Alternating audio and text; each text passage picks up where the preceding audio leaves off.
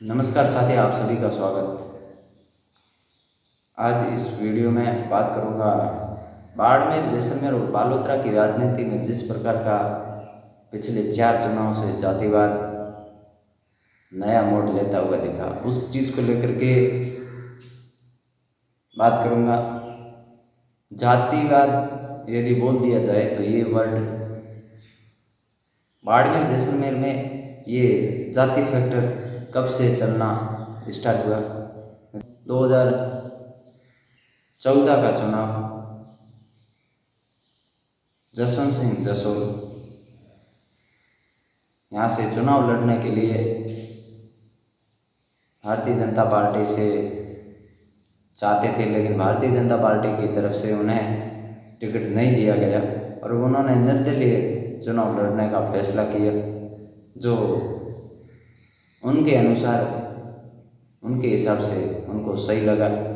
उसके बाद यहाँ से भारतीय जनता पार्टी, जिसने कर्नल सोनाराम चौधरी, जो कांग्रेस छोड़कर के भारतीय जनता पार्टी में आए, उनको टिकट देने का काम किया। तो वहीं कांग्रेस पार्टी, जिसने हरी चौधरी को अपना उम्मीदवार बनाया, टिकट दिया था, हरी चौधरी और कर्नल सोनाराम दोनों एक कम्युनिटी के। वहीं जसवंत सिंह जसोल जो राजपूत कम्युनिटी से। बाड़मेर, जैसलमेर और बालोतरा की राजनीति में राजपूत और जाट दोनों कम्युनिटी का ही सबसे ज़्यादा वोट बैंक है। उस टाइम कर्नल सोनाराम के साथ जिस प्रकार से उनका समाज लामबंद हुआ था, ना कांग्रेस पार्टी को वोट करके हरी चौधरी खुद चुनाव लड़ रहे थे। कुछ हद तक हरी चौधरी ने भी ये इशारों में कह दिया था कि कर्नल सोनाराम को वोट करना, मुझे नहीं। हो सकता है तो एक तरफा वोट करना। उस टाइम उनकी कम्युनिटी के लोग एक तरफा सोनाराम के साथ गए थे और जसवंत सिंह जसोल यहाँ से 80,000 से चुनाव हार गए थे। उस दौर के बाद से ये जातिवाद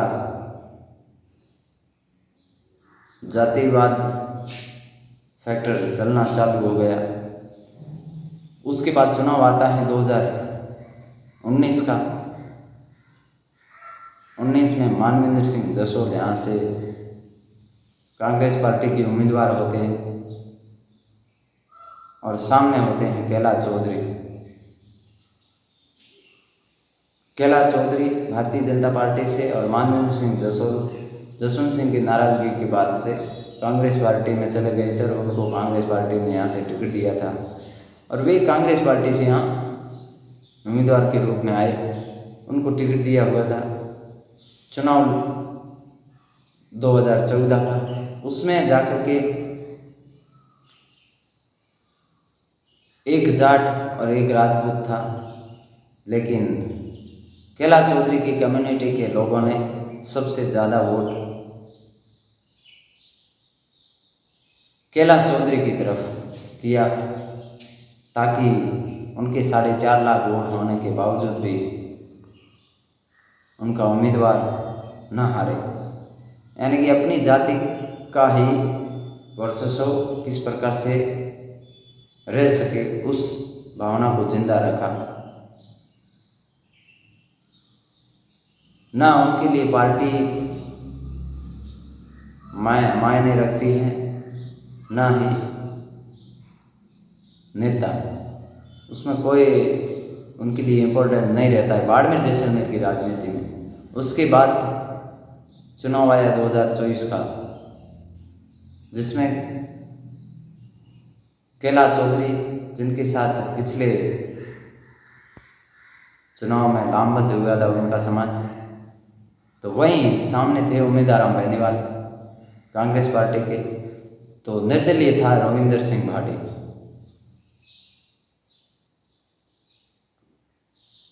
जाट समुदाय के लोगों के द्वारा एक तरफा उम्मीदवार बेनीवाल के समर्थन में जाने का रीजन था।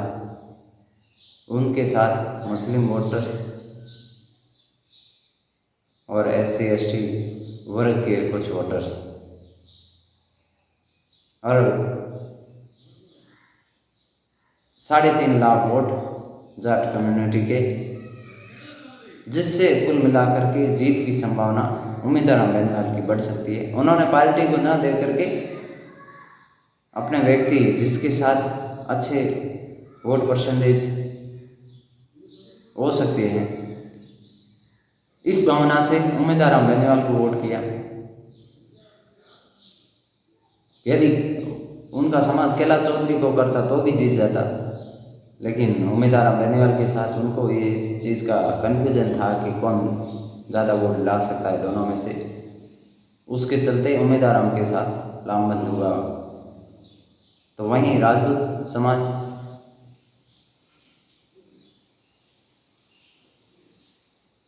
जो जसवंत सिंह के दौर के टाइम में भारतीय जनता पार्टी के उम्मीदवार सोनाराम को वोट देने में सबसे आगे रहे थे, लेकिन इस चुनाव में उन्होंने इस चुनाव को हरी चौधरी और तमाम ऐसे कांग्रेस के बड़े नेताओं जिन्होंने इस चुनाव का नया रूप जातिवाद का किस प्रकार से दिया जाए उसके लिए संपूर्ण प्रयास किए, और आखिर में ये चुनाव जातिवाद की भेंट चढ़ता हुआ नजर आया।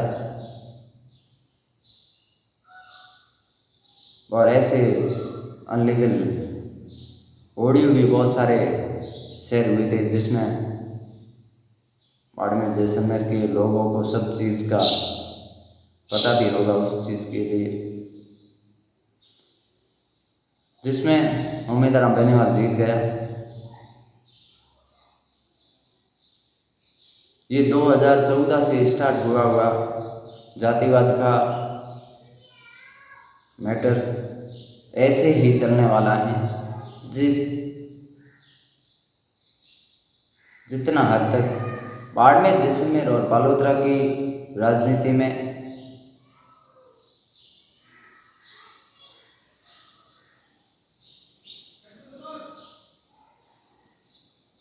ऐसे ही चलेगा, क्योंकि यहाँ इसकी शुरुआत कर्नल सोनाराम के दौर के टाइम में हुई थी। 2014 के चुनाव से निरंतर चलेगी, क्योंकि जाट समुदाय के लोग अपने समुदाय को छोड़कर के किसी उम्मीदवार के पक्ष में वोट करेंगे नहीं, और वे कुछ ऐसे ही माहौल क्रिएट करेंगे जिससे कि ये चुनाव और जातिवाद का वेट चढ़ जाए। जाट कम्युनिटी से टिकट दिया जाता है तो दूसरी तरफ राजपूत कम्युनिटी को, तो उससे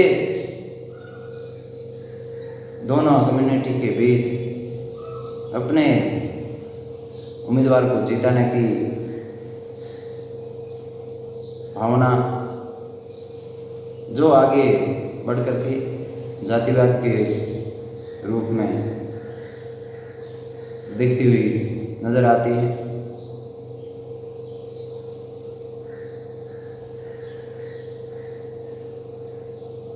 बाड़मेर जैसलमेर और बालोतरा की राजनीति का 2024 का चुनाव था, जिसको जातिवाद का रूप देने में सबसे इम्पोर्टेंट भूमिका निभाई थी हरी चौधरी ने।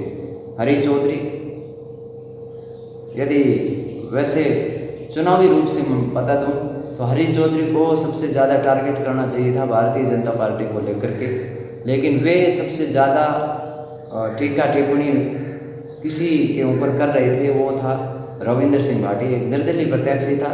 उनका राजनीतिक ओहदे के हिसाब से ये चीज़ें अच्छी नहीं लगती हैं, लेकिन वो चाहता है, हरी चौधरी चाहता है कि बाड़मेर जैसलमेर की राजनीति में किसी एक कम्युनिटी का वर्चस्व रहे, किसी एक लीडर का चले,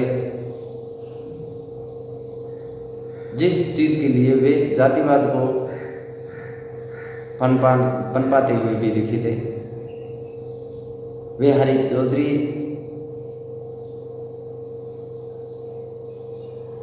हरी चौधरी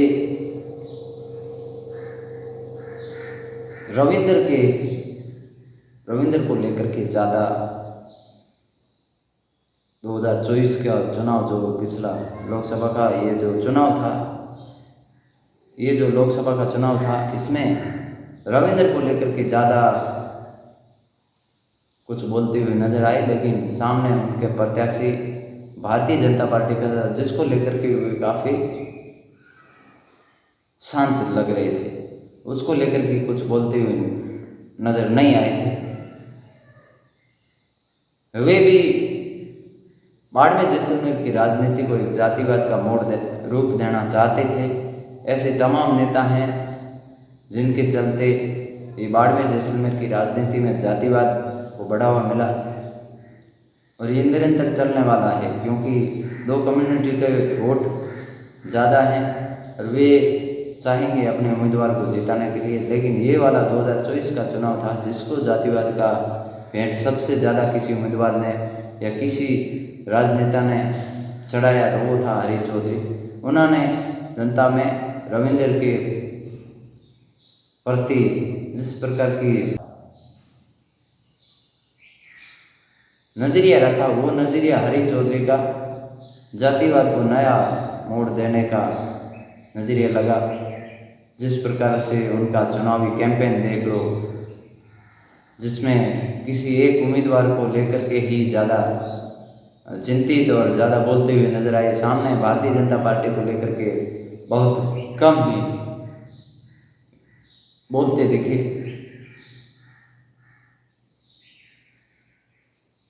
सीधे तौर पे ये भी कह सकते हैं कि एक कम्युनिटी जो चाहती है कि बाड़मेर जैसलमेर की राजनीति में बाड़मेर जैसलमेर की लीडरशिप एक ही कम्युनिटी कर सके, जो काफ़ी हद तक पॉसिबल नहीं है।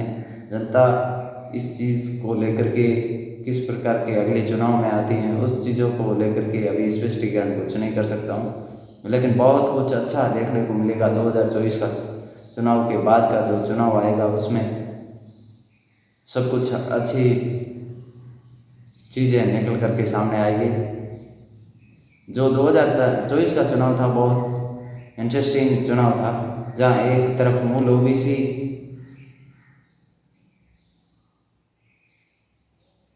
अपने प्रत्याशी को मजबूत करती हुई दिखी। मूल ओबीसी की रविंद्र के चुनाव लड़ने से मूल ओबीसी का महत्व बढ़ता हुआ नजर आया कि यहाँ से किसी को भारतीय जनता पार्टी या कांग्रेस पार्टी को नेक्स्ट जब भी कोई टिकट वितरण करना होगा, तब सबसे पहले कोई याद आने वाली चीज़ सबसे ज़्यादा याद किसी को किया जाएगा, तो वो किया जाएगा मूल ओबीसी के वोटर्स को।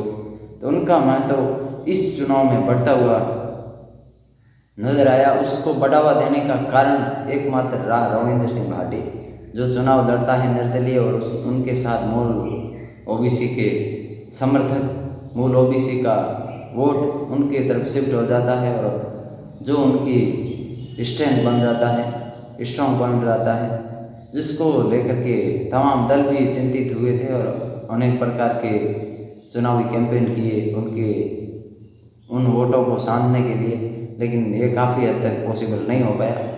बाड़मेर जैसलमेर की राजनीति में मूल ओबीसी के महत्व को रविंद्र भाटी ने काफ़ी हद तक बढ़ाया है, जो आगे की राजनीति के लिए भी उनके लिए भी फायदेमंद रह सकता है, तो मूल ओबीसी के लोगों के लिए भी काफ़ी हद तक फायदेमंद साबित हो सकता है।